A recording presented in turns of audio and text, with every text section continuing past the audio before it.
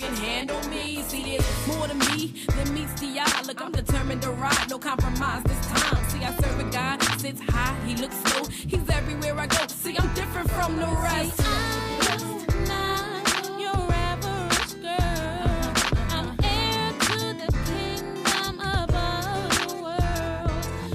Hello, everybody. Welcome to Take Notes with Kee Kee BarberI. I am your host, Kee Kee BarberI. And today, we have special guests, Quiana Smack and Sarah, my sister. Hello. Hey, everybody. How you feeling, ladies? Good. Well, good, definitely. Well, y'all looking beautiful. I can tell you that much. Y'all radiant and stuff, just shining and everything. So in our show, we do a lot of different segments. So our first part of our segment is we shout out small businesses. Mm-hmm. And I know Quiana has a business. Yes, I do. So we're going to take time and use the segment to shout out your business. We'll have all her info below, you guys. We'll shout it out. We'll have it on the podcast. We'll have it on the YouTube video. So you guys, if you're in that area, you can go and see my girl. So Quiana, take it away. Yes, I am Quiana Smack, aka Kee. Yes, me, Kee, yeah, all of that. But I'm the owner and operator of Kee's Cafe. It's a local restaurant in Richmond, Virginia, and we sell comfort food with a twist. So being though I am originally from Philly, we had to bring cheesesteaks to Richmond, Virginia. And I am classically trained, but somehow I have ended up being a cheesesteak spot in the wing spot. And I'm glad about it. And so it's just great to be able to bring my flavor to a different city and be welcomed as well. So you can look us up if you are ever in the Richmond or the DMV area. It's Keys, Q-U-I-S Cafe, and come see your girl.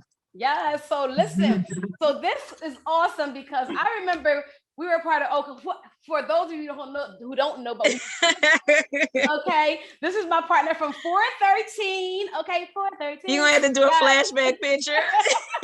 We gotta do flashback. We're gonna have a snippet of our song too. So, but listen, he used to be in the kitchen back then. Didn't have a restaurant or nothing back then, but we knew that the girl could burn. Like she didn't know how nothing else. She knew how to burn, and the apple don't fall too far from the tree because your mother. Mm-hmm. Definitely, your mother made some vegan stuff, and I'm like, I don't know vegan nothing. I don't want no vegan nothing. And by the time I got finished tasting, it was like, you sure that was vegan something? Like, you sure that was vegan? It wasn't nothing. I think she made lasagna or something for me, but it was like, this cannot be vegan, whatever you said it was, fake, whatever, you know? So the apple does not fall too far from the tree. So congratulations, girlfriend. I was not able to be at your ribbon cutting or grand opening, but I did send my warmest regards. Yes, you did. I got it, and I still have it. I still have the bear from it. Yes, thank you so much. I was like, wait, did she receive it? Did she receive it? Like, I wanted to make sure you knew that I was there. I Googled it, and I was like, oh, Richmond, Virginia is a little farther than I thought from me. Yeah, it's a good 4 hours. It's a little bit, it's a few hours. I'm thinking maybe an hour and a half, because my sister lives in Maryland though. So she's in Laurel, I think. Okay. And she's a little closer. So I'm like, that can't be too far off. And then when I Googled it, I'm like, oh yeah, that is far off. That's a few. It's a little drive. Closer, but you're still a little ways away, sis. But I got it. I got it, and I was so happy. Oh, thank you. So I was just sending love all the way from over here. But I'm so happy for you, because I know this is a long time dream come true of yours. Mm-hmm. And it went through so many different phases where you was like, we're gonna do the truck, and then, but I'm like, she done went to a whole right? She went to I mean, it was definitely a lot of transitions. I catered for like 12 years part-time. I was doing shows with you and then leaving and doing catering jobs, and out of my house for the longest time, then got an incubator kitchen, and I was going to do the food truck and the transition. And I mean, you got to do we had to be diligent and stay in the process, and you got to be prayerful. Listen, girl. And God will do it. Yes, guy, he did it. He did it. He overdid it. Like they say, listen, God will do it better than anybody, and he definitely did. And to see that come to fruition for you was just like, well, listen, I took notes from you. You know, I was calling like, how do you do? What did you do when you set this up? Listen, but God is so great. How are the kids? How's the family? How's everybody doing? Everybody's good. I mean, everybody's big, you know, time flies, but everybody's doing really good. You know, pretty much adjusted now, you know, moving from Philly to Jersey to here. But everybody's good. Everybody's definitely good. Yeah. Good. Well, I watch him from, you know, I'll be watching, y'all be stalking y'all on social media. Everybody lives vicariously through social media. Listen, Sarah, I be on her. I never seen Sarah do so much, but she's a TikTok queen. Okay. I'm like, girl, let me find out. I'm like, girl, you're gonna do this podcast with me. She's like, girl, you know I'm soft spoken. Girl, not when I see you on TikTok. Okay, every few minutes. It's different. Like, girl, it's different. It's different. But thank you, ladies, for being here, and thank you, Quiana, for that. So I want you guys we're doing the mommy moment segment. I want you guys to share with our viewers like a mommy moment that you guys could give back. It could be an experience you experienced with your child. It could be something that you want a nugget you can give to the mothers that are new mothers, people that want to become mothers, or people that are already have been mothers for a long time. It could be something that you experienced with your child, a conversation, something that you noticed in raising kids. Because I know, Kee, you have, how old is? So Deja she'll be 21 this month. Deja, yes. Yes. Deanna is 17, Tyler's 13, she'll be 14 this month, and Tyson is 7. Wow. And Sarah, what about yours, child? From the oldest. Wait, for Nasir and them as well? Yes. Nasir 18, Naya is 19, Jeremiah is 14, and Samaya is 13. Oh my goodness. And Paris 15. And Paris? 15. 15, yes. I've seen Paris, okay? So I have always had been some type of added bonus mother to somebody, whoever I was, dealing with in relationship with, married to, whatever. But right now I have went from 2 children to 5 children. And yeah, so Gianna, of course, just turned 24 the other day. Sarai will be 17 in December. We have Hannah, who will be 13 next week. We have Hosea, who just turned 9 last week. and then we have little Rob, who we call Duca, who's actually born on my birthday, which is how I knew he was probably mine, and he's 6 years old. So can you guys give me like a mommy moment each that you may have went through, good, bad, indifferent, whatever it is, just something we can learn from? You go, Sarah. Okay. So I'm gonna give an example for it as me blending. But when I did blend my family together, from going from having 2 children to 5. So far as with a blended family, I think it is a blessing to be able to blend a family within a marriage, but it's definitely challenging, especially in the beginning, when you bring in other children into your home that was raised differently, coming into your home. You have rules that they're not used to, especially if you are a certain religion and they're not. That also plays a big part. So for me, blending my family, when I did, it was very difficult in the beginning. A whole lot of craziness. You have any examples of that specific craziness? Yeah, you know to do. Okay, so I'm going to be real. Okay, so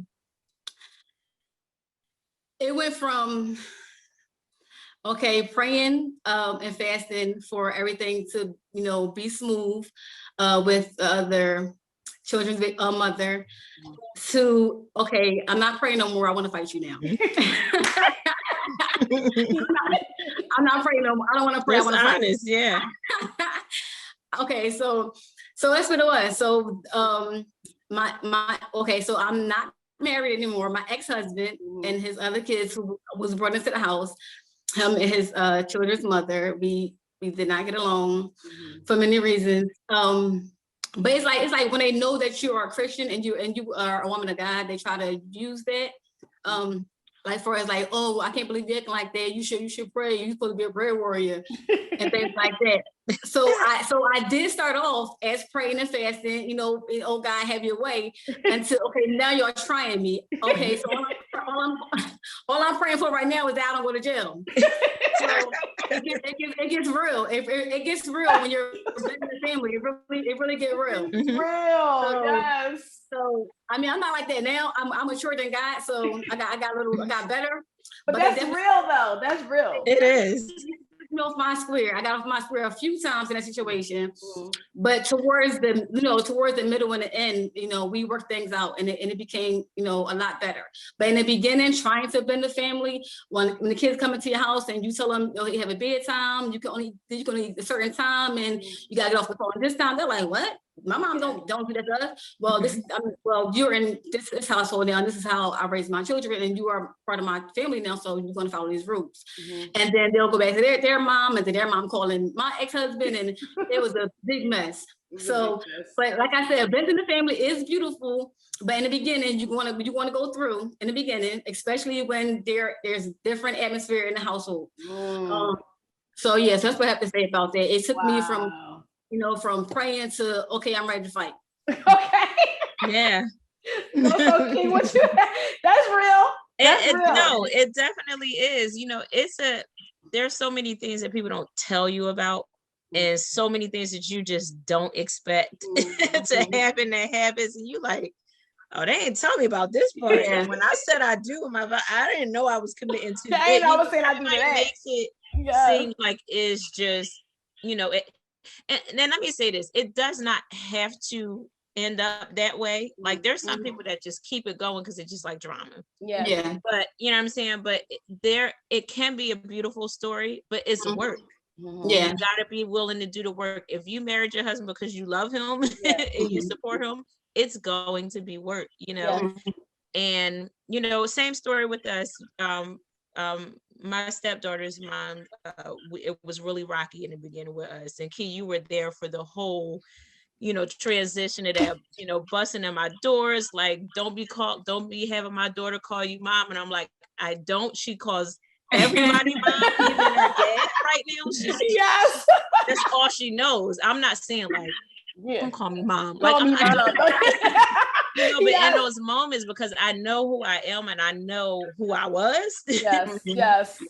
I had to let my husband handle that. Yes. And say, you know what, Ty? Go handle this and set this straight. Yeah, because that's how it has to be. Right. Yeah. Because when they see that he sets the precedence of how his wife is supposed to be respected, eventually they gotta either step off or fall in line. You know what I'm saying? And when your husband doesn't stand up in that capacity, just being real, you're doomed. Yeah. You are doomed if he does not stand up for you. I ain't talking about fighting her, and you know what I'm saying, but setting that level of respect, like this is what you my wife, and you're not going to do. You know what I'm saying? Because a lot of times it is more about control of anything. Half of the time they don't even want your husband to that capacity. It's about having that access and that control. And that control. You know what I'm saying? And so a lot of it, we try to fight that battle, and a lot of it is your husband fighting that battle. You know what I'm saying? And when you start to do that, you start to see the transitions happen. My transition came in 2014. I had a brain hemorrhage. And let me say before this, I always heard God telling me to, even when I was, steaming mad, I always heard him saying, remain blameless. I'm doing something, remain blameless. And every time I was like, I'm like, oh, you gotta be the one to pull back. I'm like, dang, like that's hard. It is hard to remain blameless in situations where it's just conflict and mayhem. And I'm from South Philly. And you're from Listen, that is that's so accurate. But the funny thing about this, now that I'm thinking about it, is that Sarah, when you had your incident, now Sarah, I'm like, Sarah, what we doing? I need you to take me for a ride somewhere. I'm like, okay, cool. You already know what that means. There you are. Right? So listen, she said, ride with me. I need you to take a ride with me. Come pick me up, or take me somewhere, or take me to pick up. We had to pick up Jeremiah. Yeah, right? Vaseline on her face. Girl. So I'm like, I'm leaving Empire. I'm working, I'm teaching, I'm looking all professional and stuff like that, but she didn't warn me. So Sarah walks out. Sarah like, yeah. So I see a bag. I see a taser. I see a hammer. I said, what? Hammer. I'm like, Sarah, you cannot just bring me to this and not tell me we're coming to this. Like, what are you doing? Mm-hmm. Like, are you crazy? But it was the whole drama situation of another woman just being disrespectful, especially you're the mother of the child, and you're like, but you're not going to disrespect me, sweetie. You're not going to disrespect me. I'm here. I'm going to take care of your kids. You shouldn't have no reason to be mad about anything. Now you're being disrespectful because you're crossing the line now. We're not going to do this or whatever. So I was like, Sarah, I had to be like, Sarah. Now usually I'm with it, right? But I was in a different place in my life at that time. Usually I'm with it or whatever, because me and Kee done roll places. I'm like, Kee, listen, Lord, forgive us, Jesus Christ, okay? I didn't know, like, Kee knows, sis. Damn. After a show, after a studio session. Listen, after we had a rehearsal session with 413 with a whole band, and we had prayer after. With a whole band. Like, you want to go to the pastor house? I was like, yes, I want to go to the pastor house. Please take me past the house, girl. Just had some just going through a whole lot of nonsense with a new husband and blended family and things like that, and it was just crazy. Even to when you and Ty were getting married and things like that, and not even knowing that your stepkid's mom is like related now. Like she's happens to be in my family. I came there with the busting in the 4-4 with the like, Kee, we about to perform, and she gonna be acting crazy. She gonna be acting crazy, Kee, because we listen. My girls have my back for real. Listen, we was gonna be like, listen, I love you, boo, daughter. You watch it. But we was gonna tear you. But listen, to bring that story full circle, I'm telling you, it's just crazy. It is. And her and I are both so proud of how we came through this journey together, and who we are and what we are to each other now. Is just, it's crazy. It really is crazy. And it took both of us to come to the decision that we had kids involved in this, and we needed to be on our best behavior and do what we needed to do. And we needed to get along for the sake of that. Inside of doing that, we just formed a beautiful friendship. I literally am one of the very few people that can say I love my stepdaughter's mom. Like, I'm telling you, it's crazy. Like, we're there for each other. It's just really, really crazy. And it makes such it when I had that brain hemorrhage, she called me and she was like, listen, I just want to move forward with everything. I love you. And I was on the phone like, all bandaged up. And I'm like, it took the wind out of me, because I was like, it was what I wanted. And nobody will never want to just be at odds with each other. Like, that's exhausting. It is tiresome, and nobody wants to do that. If you can have it that other way, then just try for it. Go for it. I'm not saying that every situation is going to work out that way. I'd be a fool to believe that, but you got to try. At some point. Especially, you know what I'm saying? If you're in it for the long haul, you have to try. Because in that, some other things come out. Like, I'll call, like, listen, Yana did this. Can I be her butt? Yes, go ahead and call me afterwards and tell me how it was. I give her a beat, and I'm like, hey, your mom told me it was fine. So, because the first thing you hear after that is like, you ain't my mother. Right. And you like, no, your mom co-signed this. Your mom co-signed so if you think about calling her and telling her about it, she already knows. So go ahead and fill it in. Right. You need that. And that's the thing. I would never disrespect her. Just move forward. Just be in her kids' butts. You know what I'm saying? But that's those are some of the rewards that you're not beating somebody's butt, but that's on the same page. The rewards of being on the same page to discipline your kids and to direct your kids in the same way. You know what I'm saying?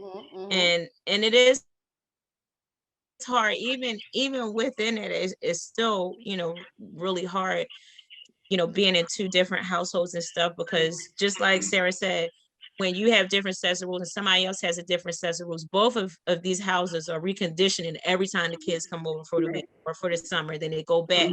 It's just constant recondition. So if you're not on the same page, it's just 10 times harder. Yeah. Wow. So I wanted to get into this because sometimes you see a lot of guys, and it always happens with the guys, where a guy meets a girl, she has a child, and he just, you know, embraces the child. He's there, he moves in, he's a step pop or whatever the case is.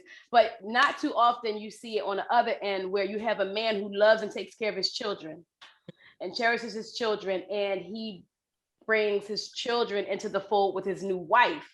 Most of the time men are estranged from their kids and they'll go on with a whole other life and they won't worry about the kids. And you know, you have 8 angry baby moms over here like, well, he with her and he with her child and he ain't taking care of it. You have all of that. But when you have men that we have that love their children and bring their children into the fold, a lot of women are not good with that. Now, men do it all the time, but a lot of women are not good with that at all. And you hear a lot of things from ignorant people like, you gonna let his kids in your house? Girl, you ready for all of that? Girl, they ain't your kids.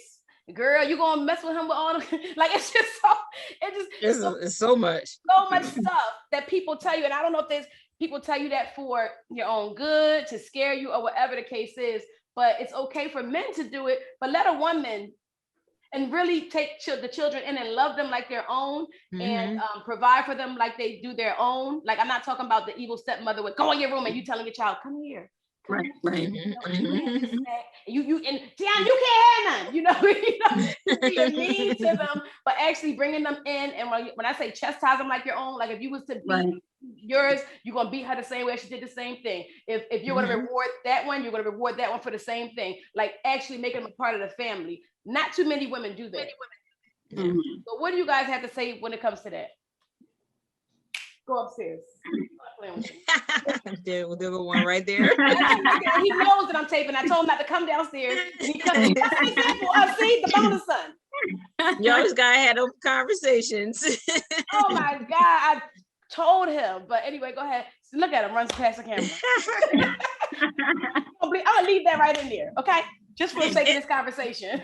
You know what? It's a breaking that you have to do within yourself, because naturally, no matter what, you are going to have more of a pull for the child that came out of you. You know, so it was a constant. I have to now, is because we've been married for 15 years now. And they were actually my kids before I had my own kids. You know what I'm saying? So now it comes way more natural. But before I had to have a constant reminder to treat them the same way that I treated my kids. And it took a break-in because sometimes I didn't want to do that. Yeah, you didn't want you know, because there's a fight. And then sometimes, you think like, well, you don't want to overcompensate for your stepchildren, and then your children feel like they always, you know what I mean? Every time they're around, and they all, because you be trying to overdo it, and then you end up making your kids resent you, like and they lacking. Go over and write a book about you, and you be like, "What? I know you felt that way all these years." So, but yeah, it is definitely like, first of all, like you said, watch how your husband to be or your boyfriend or whatever take care of his kids. Yes. That's not yours first. Yes. Because if he don't care about them, don't see them, don't financially take care of them, that's a red flag for you. That's a red flag. You shouldn't be having to buy him. Okay. Right. That's first of all. I saw how my husband took care of his kids and how he fathered his kids and how he poured into his kids. And I knew that it was a safe place, even though it would be difficult for me to be in. You know what I'm saying? And but yes, it is definitely difficult with that blend, just period, you know, from every stage on, you know, because just because they're in your house now does not mean they're going to be in your house later, because at the end of the day, those two still got to make decisions. You got to be support. A stepmom is a no glory job. Girl. Half of the time we're the ones doing all of the homework. Yes. We're the ones doing hair. We're the ones, you know, doing everything, but we get no glory for it at all. You know what I'm saying? You don't. And it is this is actually funny. I actually did not do this on purpose, but so now we have Deanna, my 17-year-old, living with us. She's been with us since December. She moved up, and you know, she got in some trouble and came up, and I mean, she's thriving, she's working, she's doing good, you know, and I get to really have. I feel like I'm having a full-blown relationship. First time ever, because it's no breaking it. There's no, you know, 5 days in between or 2 weeks in between it, or, you know what I'm saying? It's none of that. And so she actually got me. I promise y'all I did not have it. It's just my favorite cup because of that. So she works at a department store. She's like, I got this for you. So I don't know if it's reading backwards, but it says bonus mom. Oh, yeah, I love tea and stuff. And it says, your love has given much joy and comfort. And I was like, I had a little tear in my eye. Because I was like, oh my God, sometimes you don't know what your stepkids are thinking of you. Right. You know what I'm saying? Sometimes you don't know if the work that you have done is on notice. And the smallest things like that, you're like, oh, you do. You do love me. You know what I'm saying? You are thinking about me. You know, it comes back around, but you got to do good by them. You do have to do good by them. You do. And it shows because I remember you were saying when we first started that somebody was like, well, I don't want my kids calling you mom. And it's like, Rob told me this before, like the little one, he started calling me mom. And Rob was like, I don't think kids call people mom if they don't feel comfortable. Right. Calling you mom. Like nobody's going to force a child to call them mom. Like, you better call me mom. You know, like, like if somebody's calling you mom, then they feel comfortable. A child is going to do one of two things. You ain't my mother, or they're going to battle with, and he says it all the time, mom, I mean, mom Kee. And I'm like, you don't feel like you're in trouble. You're okay. You know, you're okay. Don't feel like you're in trouble. He's like, I'm sorry, but my mom said, I cannot call you that. I cannot call you that. And I'm like, okay, that's fine. You can just call me mom Kee. But if you slip up and call me mom every now and again, that's fine also. You know? So and that's the crazy thing about the whole parenting thing is struggling. And one thing Sarah told me this. She said, I feel like you do, like, I don't have extra in you as a mom. I feel like if I have like a stepsister or brother, you treat us exactly the same. And I was like, well, why? What's wrong with that? So she was like, I just think you should do extra for me because I'm your daughter. I don't feel like we should be on the same level. And I was like, wow. I said, well, why would you feel like that? I said, because say something happened to me and you want to live with like Aunt Sarah or somebody, right? I said, so if something happened to me and it was just you and Maya, and Aunt Sarah went out to buy Maya a pair of shoes and didn't get you a pair of shoes, how would you feel? You know? And she was like, well, that wouldn't be fair. I said, exactly. So when I go out, even when I have my goddaughter Maya, Sarah's daughter, if I go out and go shopping for Sarah, and I'm bringing Maya got the same thing when they're together. You know what I'm saying? If the same thing with, if I'm going out with Hannah or Sarah, you have the same thing. I'm going to give y'all the same exact experience. And I'm sorry that I'm not treating you better, as you should say, you know, or giving you a lot more than what you think I should be giving you. But my thing is, I never want a child. My mom taught us that. She said, if you can't do for one, if you can't do for all, don't do for any. Yeah. She always said that if you can't do for all, we used to have Christmas get-togethers where my mom was like, oh, you bring in, I didn't have nothing for them. Okay, never mind. She would take the gifts in the back and wouldn't even give it to our kids. Like if I came with an extra guest or something, or one of my stepkids, oh, no, I can't give Gianna and Saraz there because I didn't have anything for Nia, or I didn't have anything for tennis, and I didn't know you were bringing them, so Saraz, Gianna can't get it either. And I'm like, okay. So she taught me that. She said, I'll give it to them later, but I'm never going to give them a gift in front of them and don't have anything for them. I can't do that. So that's where I got it from. But sometimes our children feel like I should have something different from you because you're my mother. Like I actually came from you.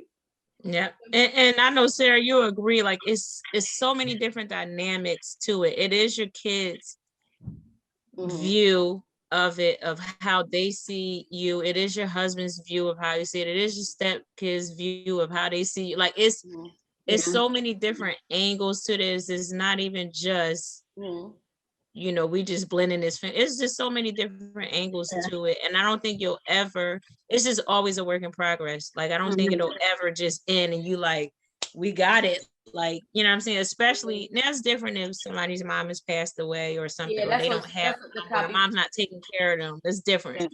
Yeah. But it will always be. Yeah. Right.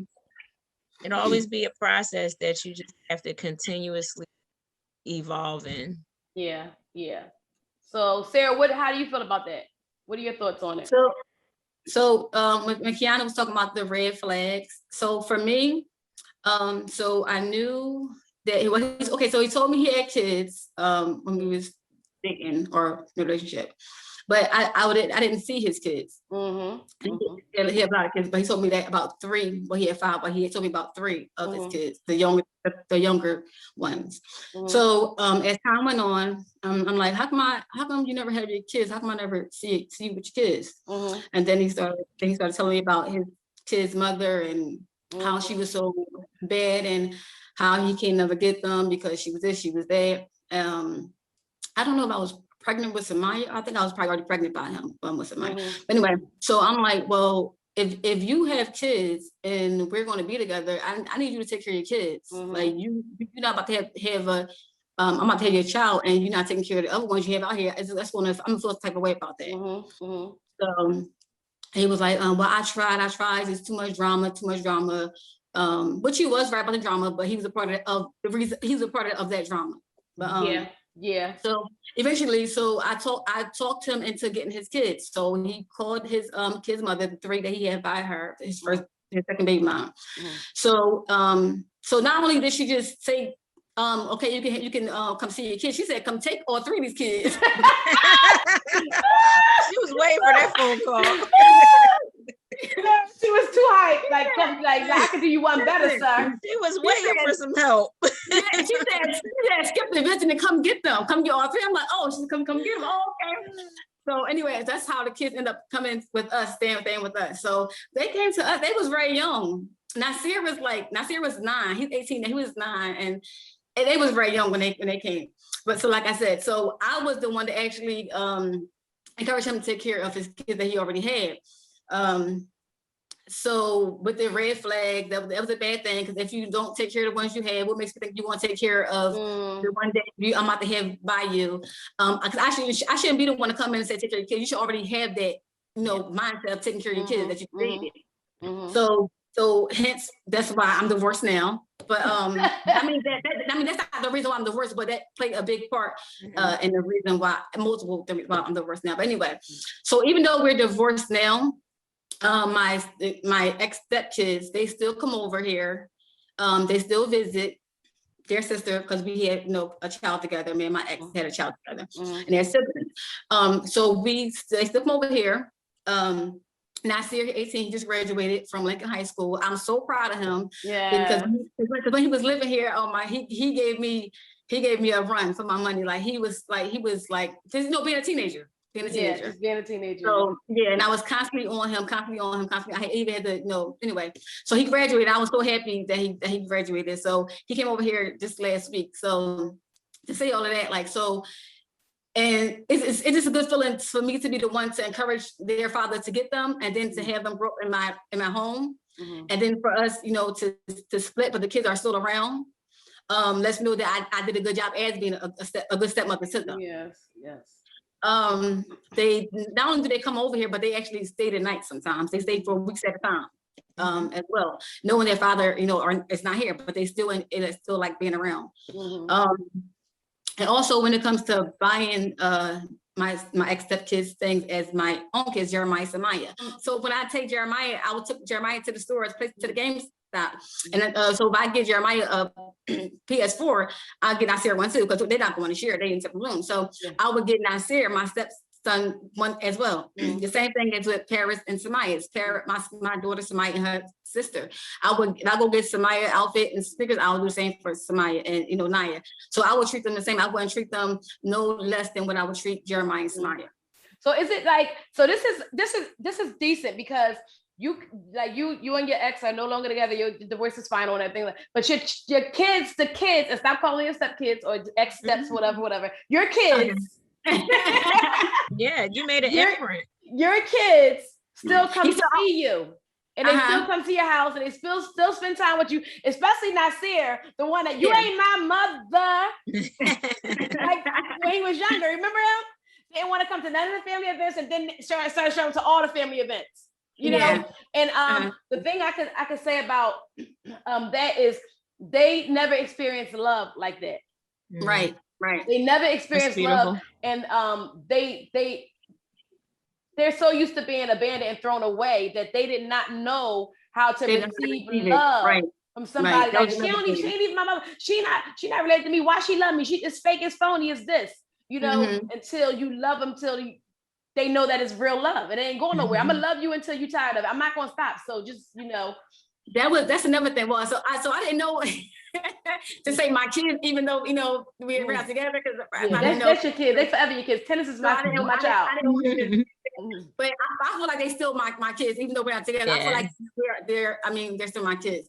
So So with that being said, they used to look at how I give Jeremiah and Samaya attention and kisses and hugs and tell them I love them all the time, and we pray together. And they was like, it's looking like what are they doing? Like why is she always hugging them? Why she always kissing her kids? Like who does that? They thought it was weird, right? Yes. And they thought it was so weird in the beginning, but at the same time, I think it was what they wanted as well. Yes. They never had it. So I started noticing that they was something that they wanted, but they didn't know how to express. They were lacking, but they didn't know how to get it. Right. So once I noticed that, I started to try to talk to Nasir more, try to give him hugs more. And at first they didn't know how to receive it because he wasn't used to it. So then he started coming around more. Then he started getting hugs more. Paris night, all the same thing. But it's crazy how when kids are raised differently, like they're not being shown like love and attention and affection. And looking at my kids like, that's weird. Why she kissing her kids so much? My boy, oh, you a little girl, stuff like that. But at the same time, they want it as well. Yes. Wow. Yeah. So Kee, go ahead. Kee.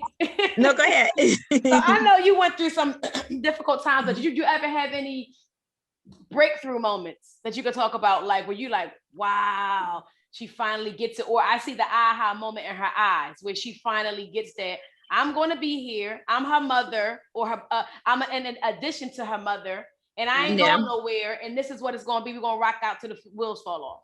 Yeah, they actually got it. I think that again, like I said, it's always an evolving process. So my oldest has a very different personality, and sometimes you don't know where she stands. So it's moments where we're really close. There's moments where she's not speaking to her mom, her dad, or nobody else in the Smack family, but she'll constantly communicate with me. And so sometimes it's still a game of I don't know where she at all the time. Yeah, that's my but what I do know is that she respects me. Yes. I always thought that Dave was going to be the one to be like, you ain't my mom. Yes, right. It's not said it to this date yet. So I stopped holding my breath for it because I was like, you do some work. You be like, you don't hurt my feelings like that. But it has never come out of my mouth. We had a circumstance at my mother-in-law's house where it just was an explosive situation with her and my family. And Day is the one where she like, I don't got nothing for nobody. I'm leaving. I don't care. I'm leaving out with no shoes on, nothing. I was just like, I know she can find this girl. let me go find her. So, I drove around the neighborhood looking for her, and I finally found her. And I'm just like, just get in the car. No, I didn't say nobody. I'm like, I wasn't involved in the situation. So technically, but I was frozen by the situation. Like, what the heck is happening? And so I finally found her, and because she's the one where you're not sure where she at, I still didn't know how she was going to receive me, even in that moment, even though I had nothing to do with it. So I was like, finally, if I'm like, get in the car, no, I didn't understand nobody, get in the car. So I said, you know what? Because you know how you had that one kid that's usually the explosive kid, so everybody's always expecting this, and everybody gives them exactly back what they give out.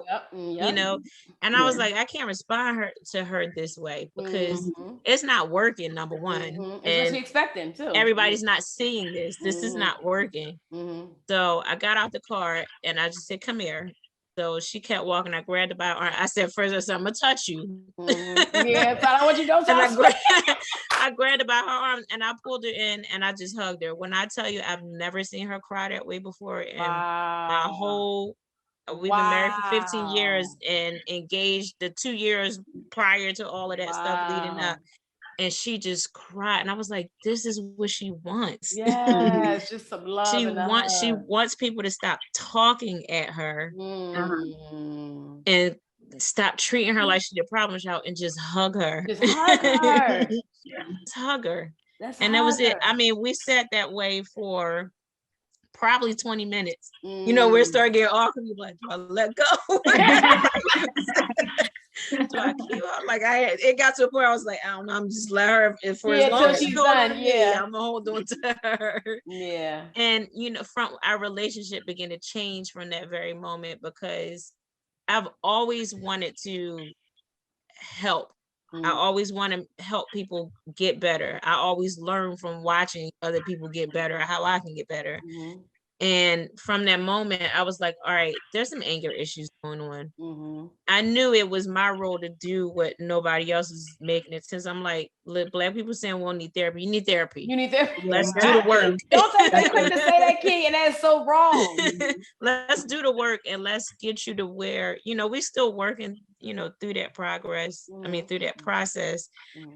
But I think that was a moment where she really, and that was a couple of years ago. Wow. Where she really was just like, she loves me unconditionally. Wow. You know what I'm saying? Yeah. Yan has always been the latch kid. She's always been the sweet kid. She's always been a kid like, oh, your hair is so pretty. And, you look. But I think that now that she is living with us, like I said, I get to fully see her and fully experience her. She's crazy as I don't know what. We laugh in the house all day long. Even my parents are getting to have the consistent relationship that they never had the chance to have, and that the kids call me Mama Kee. Yeah. And Darnice and I talked about that. What's appropriate? Because I'm not going to try to make, because if I put the shoe on the other foot, that's difficult. Yeah. It would be real difficult hearing my kids call it. I would feel some type of way, but not feel some type of way that somebody's treating my kids good enough for them to feel comfortable to call that. But then I would feel like that's my spot. You know what I'm saying?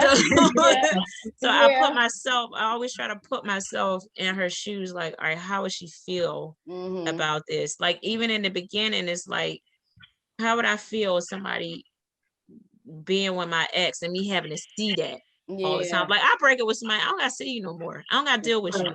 You know what I'm saying? Yeah. But when you have to, that's uncomfortable. That can make you all different kinds of emotions, angry, all of that stuff. You know what I'm saying? You be like, I don't even want him. Why I feel jealous? Like, like it brings out. So I always try to put myself in her shoes, like to see how I would feel and how I would react in this situation. So when it came to the whole mom thing, we talked, Ty had the conversation first, and her and I talked like, what's comfortable for you? You know what I'm saying? Because at the end of the day, I'm here. You're here. Yeah. We both got to raise these kids. What's comfortable for you? We came up with Mama Kee. The kids called me now. And then now Yana's walking around like, Mommy said, you better get up. like mommy said you better. And I see that transition and I'm like, mommy said, yeah. And like you, Sarah, like it just, you know, you always feel like, should I say my stepkids or should I say, but you know, we say it for defining, because sometimes people will say, like, what, you got 21-year-old? Like, for real, like, you know, because I just like, how many kids you got? You got 4, and they be like, you don't look old enough to have no 4 kids. Like, how old you older? I'm like, well, and then like, you like gotta explain, and I'm like, I don't have to explain. I feel like I gotta explain. So you always be like, do I call them stepkids or do I? So now I just like my kids. My kids, right. But to see that transition where it's like, you know, mommy said you had to do this, or I'm going to sit in the room with mommy, and then be like, like, I feel like we're in a real different place now. Where you get now, see, I had that same thing with Rob, my current husband, and the Hannah and Hosea's mom is deceased because she died of colon cancer. So he has had them for 5 years by himself, and then he got remarried. After his first wife passed away. Well, actually, they got divorced right before she passed. Like not right before, but maybe like a year or something before he even found out she had cancer. So it was a crazy situation.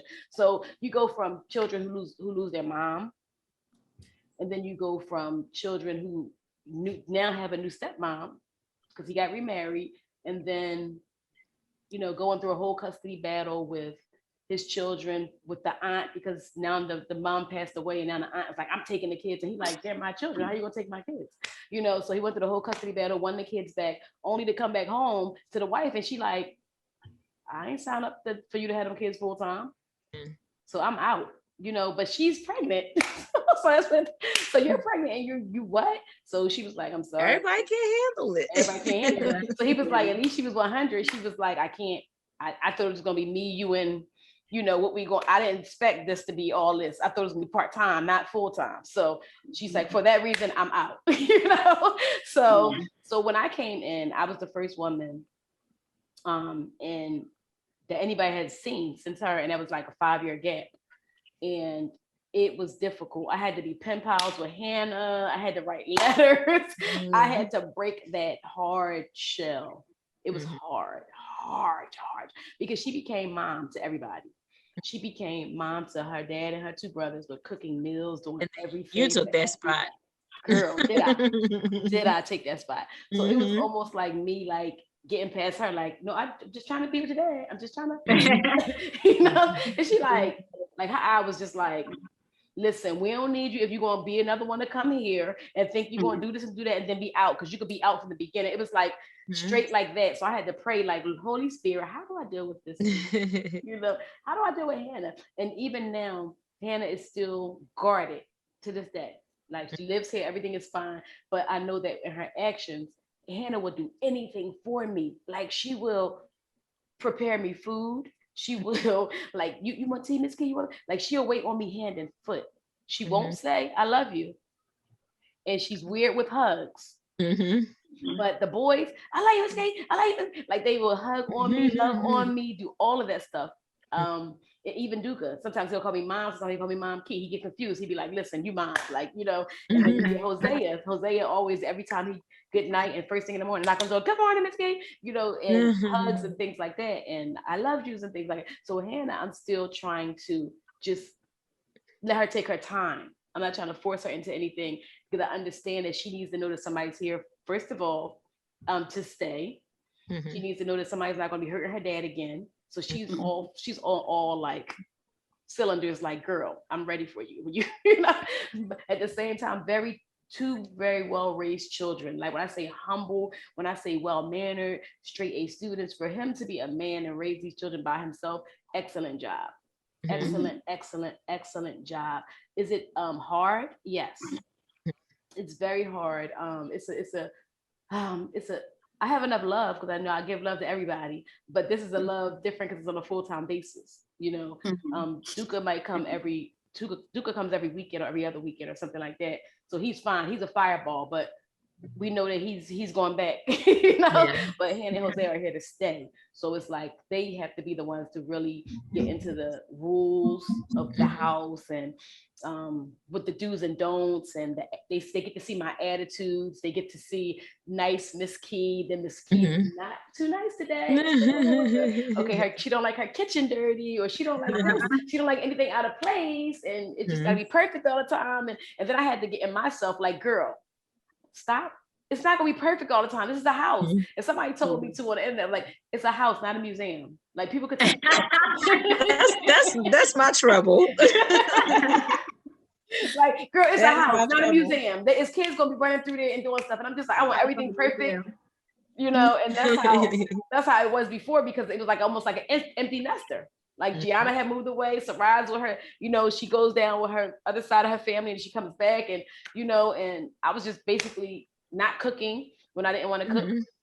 If I didn't want to clean, I didn't have to start all over. like if I kept everything the way it was, nobody touched anything, so I had to do anything. So now it's like I had to start all over, and it was like, Lord, I asked you for what I asked you for, but I don't know, like, you know, I don't know, Lord, but I know I got enough love to give, and I also know that this is it's a marriage, but this is a mission for me. This is something that God has bestowed upon me to be at the right place at the right time to help aid in what I pour into them, because they need it, you know. But not everybody, because, you know, I have people like, girl, how you do that in your house? How you let the people in your house? And I'm like, them people, that's my family. This one's always trying to be parents. He's here's a Zoom and he's in the room. Who that? Tyson. Oh, Tyson. Hey, Tyson. He coming in like. But listen, boys are sweet. Every boy's sweet like that. Boys listen, this like one, he tells Ty, he just told him today, that's my boo. She's mine. You sound like Duka. That's my wife. That's my wife. He thinks that I'm his. Wow. Well, you know, men, the boys marry their mom first. I am your mom. Somebody, you are mine. You sound like Duka. Rob got to be like, listen, Duka, watch it, because you keep talking about she your wife. She's not your wife. Where he at? Right. Come say hi, and then you got to go, girl. Hi.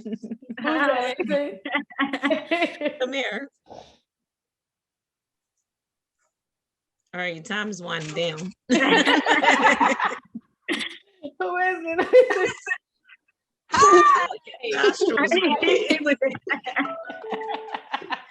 All right, you gotta go. He came from the other side. Hi. How are you? Oh, he got so big. Can't remember you was pregnant with him. Oh my God. I know, right? Right, my miracle baby. All right, bye, miracle baby. Close my door. So what advice would you guys have for mothers that are well, first of all, I had plenty of people come to me, and they were Christian people. Well, they said they were Christian people that were getting married to people and be like, girl, I love him, but I can't stand his kids. Like, and I'm just like, what? Like, how you gonna do that? They're like, I don't care. I don't want his kids in my house. I don't like his daughter. I don't like, and I'm like, how can you marry him and you don't want to work on it with his kids? You don't want to, no, I ain't got nothing to do with them. I'm just married to my husband, and that's it. Whatever happened with them kids happened. I don't care about them kids. And I'm just like,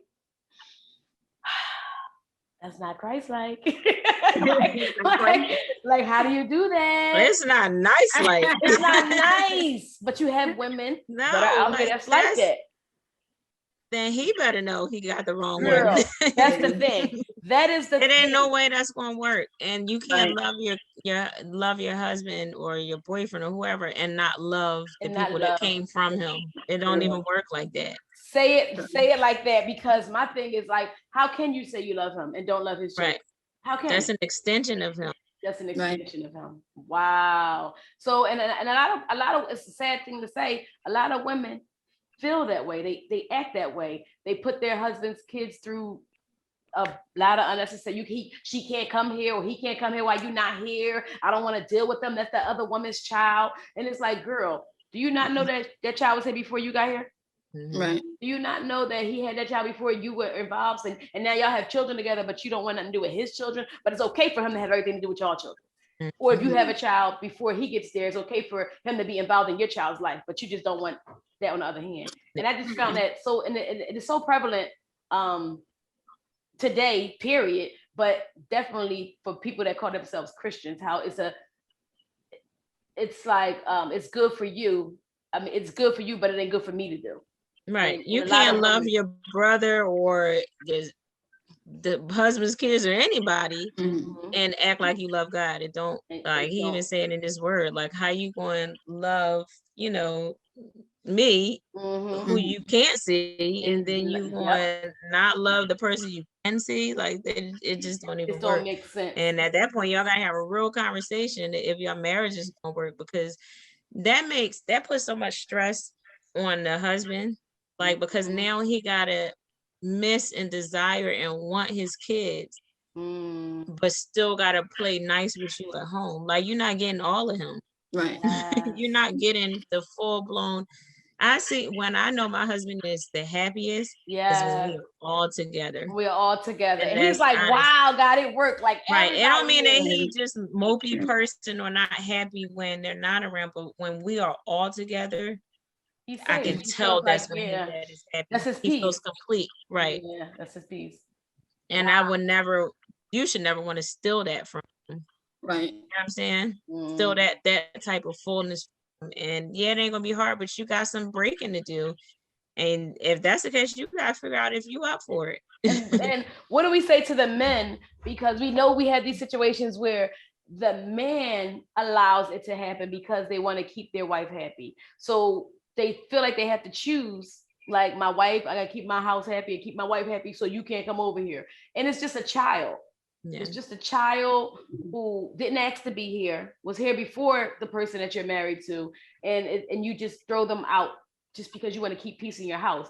Like, how do you handle a situation like that where, like, I don't even know what God would say about a situation like that, because you would have to take care of your children. Yeah. So is there, in that case, is that you picking the wrong person because the right person would understand that that's your child and they're going to welcome them in, not put them out. So you have a lot of people that's dealing with that. So Sarah, what do you say to that? So yeah, so for me, I feel like they are definitely with the wrong person, because I feel like if the real woman would, they would want the children to come as well. And you shouldn't make him feel some type of way of his children being involved, because they was here first. Yeah, they were here. And I feel like that's the whole part of me being a helpmate to him. So I think having the kids together or included is very, very important. And it's divided. It makes you divided. He got to sneak over here to call his child. Like, yeah, I'm gonna sneak the sneakers. Right. We'll tell such and such that I sent you some sneakers, and don't call the house because I got to call you on the doorway phone. Go to your mom's house so you can see your kids. That is insane. We have to grow up as we are adults. Like, there should be no reason that a woman should hate a child that much. I don't care even about that. Listen, let me tell you about my situation. I had my stepdaughter, first all tennis. Okay. I went through so much with tennis. Okay. And it wasn't her fault, but I still treated her like a little girl, still did her hair, still wore her clothes. You did. Even though let me say this to people who do not know. I'm telling you, Kee set the bar. Like, it was, because I was the person, I was like, oh, I don't date people with kids. I don't think I could do that. I did not date people with kids. No. Yes. But when I tell you, Kee set the bar of how you're supposed to treat somebody else's kids. Like, when I tell you, you did that, okay? Yes. You were so good to tennis. And then I was thinking I was crazy because I'm like, Lord, I know I'm supposed to treat them, but it was so much craziness that happened. I was just done dirty in that situation. I'm not even going to hold you. I mean, it was just, I remember being in marriage counseling, and I didn't want the situation to happen. I remember Apostle Warren Martin, God bless him, right? We were in postmarital counseling, and we were having a difficult time with, you don't need to go over her house to all late times at night to help the girl with the little girl with her homework when she could be at our house. Like, now you're starting to get mixed up or whatever. And I'm like, I don't think that's right. He said he had to go check tennis, and it's like 11 o'clock at night. He checking her at night for what? No, you're checking her mom. That's what you're checking. So Apostle was like, well, you have to choose. Because now, currently, I was pregnant with Sarah. So he was like, you have your wife and your child that is really your child. Because at this point, I didn't find out that tennis wasn't his biologically. Okay. girl, he like, my daughter, my daughter, my daughter, my daughter, my daughter, my daughter. And I'm like, okay, your daughter, your daughter. You know, you can't say that out of when they say your daughter. I'm like, okay, he got a daughter. Then come to find out, he's like, oh, well, she's not my biological daughter. I'm like, that's a difference, sir. Let me know what it is and don't lie to me. Don't drag me on, make me fall in love and all that other nonsense. And then tell me, oh, well, she's not really mine. It's just, you know, an ex-girlfriend's daughter that I said I'm going to always take care of. Okay, that changes the dynamic. But since you guys have been doing this little thing and she's about 2 years old or whatever, go ahead and let it, you know, I'll let it roll. I can't snatch you out of her life or whatever. But when it starts getting murky, so Apostle, I remember Apostle saying, well, you have to choose between your wife and your family and this other family. And he was like, listen, this is what he did. Took his wedding ring off, sat on that desk and walked out. Girl, I was like, Apostle was like, what? It was like, he did not. I said he did. And that's how much of a stronghold it is. Yeah. That's how much of a stronghold it is, you know. But I felt bad because even though the daughter wasn't biologically his, he still called her his daughter anyway. So to me, it was like, it's his daughter. If he wants to, that's his daughter. So I'm going to. You would have never been able to even tell. Huh? I said you would have never been able to tell that it wasn't. You would never been able to tell that was not his daughter. When I found out the truth, I was like, what? But he went, and like even to this day, they like that's his daughter. That's his daughter, you know. And it was just hard for me to separate the two. But I was like, I'm still gonna be, you know, the awesome stepmom or whatever I gotta do because she's in his life. I'm with him and she's a part of him, so she comes with the load. But when you start buying houses right around the corner from, you know, your baby mom, like we look at houses and you strategically put me right around the corner from her so you can have access. Like that's when it's crazy. See, that's when things get out of hand and out of order. But if it's somebody that just, like you said, like a nice, happy family, you're taking care of their children, there's no messy stuff where he's still dealing with the mom and trying to bring you in something that's crazy or whatever, then that's something different. But if it's like my situation now, even though it has its difficult times, ups and downs or whatever, we're in this to win this. I know that for sure. I know that I'm never going to leave them. I know they ain't going nowhere. I know he ain't going nowhere. And this is the first time I ever felt like this in any relationship. I can tell you that much because I always had an exit strategy. I promise you that. Like I'm just keeping it real. I've always had an exit strategy. Like if he do this, I'm out. If he go there, I'm out. And it's only because of my first marriage. Like, listen, we're not going to put up with that stuff for those 10, 11 years and keep going on with this nonsense. You know, and that is a learning experience or whatever. But now I can truly say I have a man of God. I have a man after God's own heart with integrity who loves, you know, me as Christ loved the church. And he loves these kids because he was like, you're not meeting my kids unless you're going to be a part of their lives because they haven't met anybody and they're not going to meet anybody until. So I had to be pen pals. I had to be like, good for him. Listen, seriously. Girl, listen, he was everything I prayed about and I said didn't exist. I'm like, God, I just have a man don't exist. And then when he said we're gonna wait till marriage, I said, oh, you really playing. You playing, you know. But when he came along and he was like, my children are, and then he fought for his children. He let him go with the aunt. He could have been like, listen, I'm gonna live my life free. You go ahead and let you raise them, and I'll see them when I see them. He was like, she's not gonna have they're my children. How you gonna take my children? He fought in the court of law for like a year or something, won his kids back. And I was like, for that alone, I love you. You know what I'm saying? I know so many people in that situation now who want their kids, but are scared to go to court, won't go to court and get them. Listen, he had like 2 lawyers. Them holy.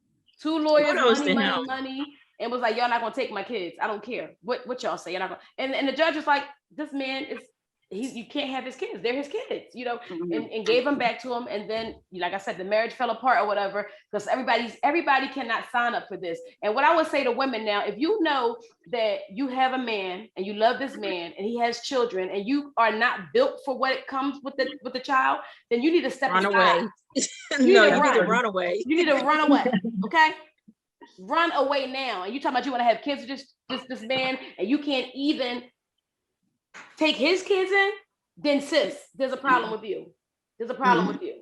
You know, it takes a different type of person to be a stepmom. Everybody is not going to make the cut for it. Everybody not going to be able to handle it. You really got to take. Yeah, it's a different type of you want to be involved. Like I want to be involved. I don't want to just be like, well, they his kids over there and I got Sarah over here and we're gonna just be in the house and you raise them and I don't want to be like that. Yeah. If something the refrigerator open, I'm gonna be like, Hannah, Jose, and Sarah. I want to call all y'all together.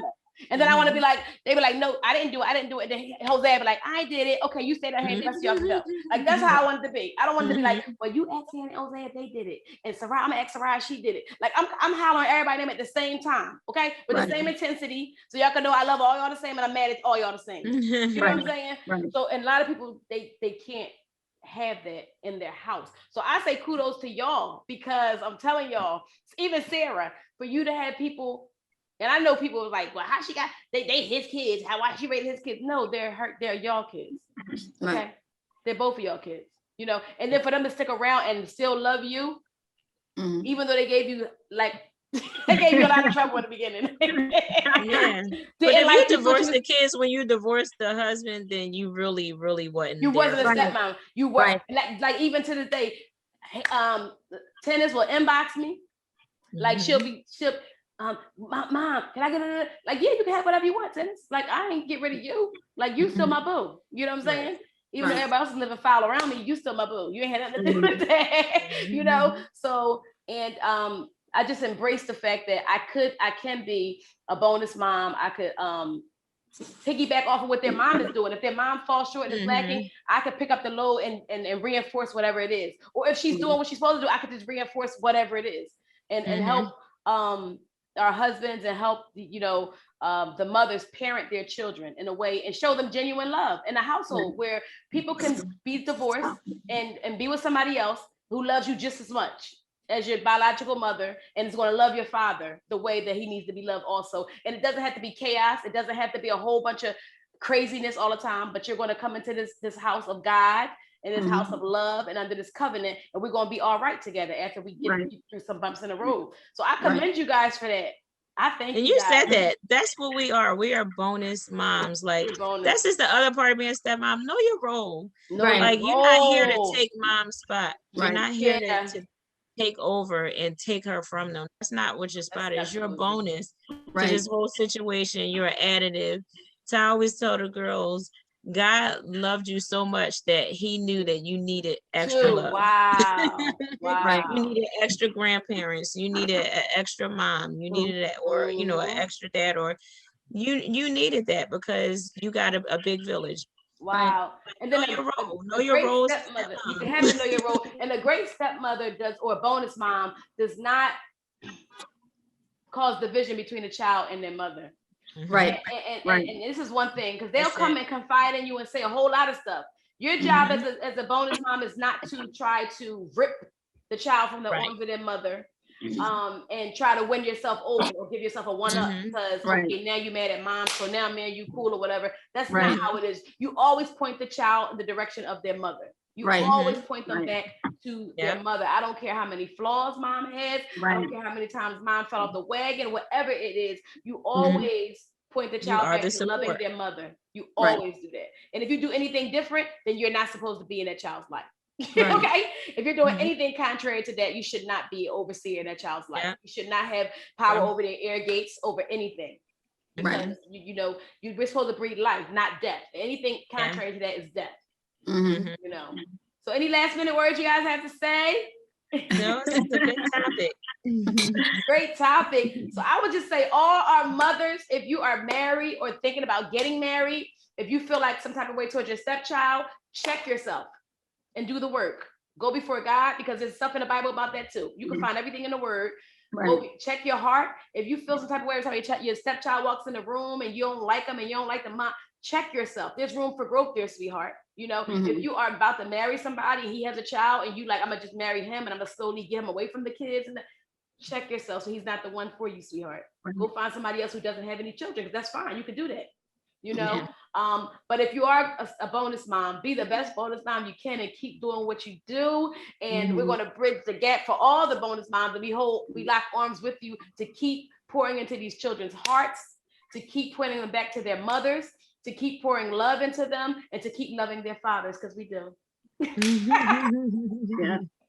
So thank you guys. This has been Take Notes with Kee Kee Barber. I am your host, Kee Kee Barber, and we had Quiana Smack, Sarah Fusco / Furrows with us today. Thank you, ladies, for joining us, and we'll see you next time. Thank you for listening to the Take Notes with Kee Kee Barber podcast. Please don't forget, notes on a pad without application is just notes on a pad. Please don't forget to like, subscribe, and press that notification button so you can stay in the know. Until next time, my friends.